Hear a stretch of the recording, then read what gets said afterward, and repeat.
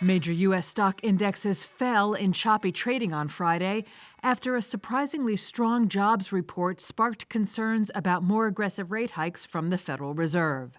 The Dow shed roughly 0.4%, the S&P fell a full percent, and the Nasdaq dropped 1.6%.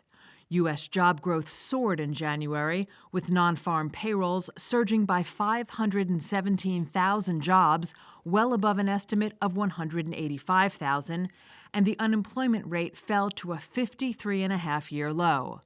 The data comes after Fed Chair Jerome Powell said earlier in the week that there'd be 2 more quarter-point rate hikes, sending stocks higher.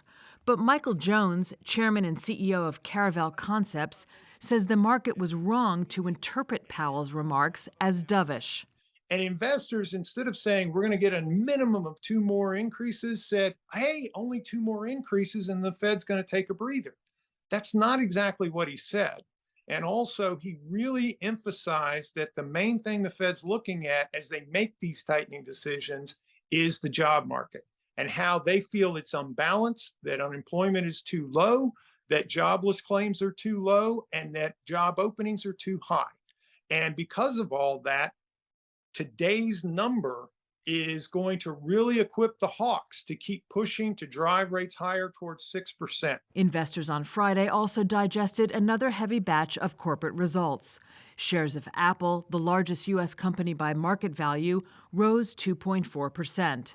The company forecast that revenue would fall for a second quarter in a row, but that iPhone sales were likely to improve as production had returned to normal in China.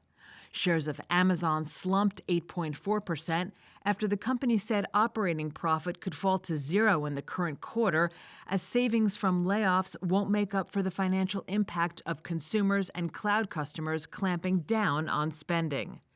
And shares of Google parent Alphabet dropped 2.7% after it posted fourth quarter profit and sales short of Wall Street expectations.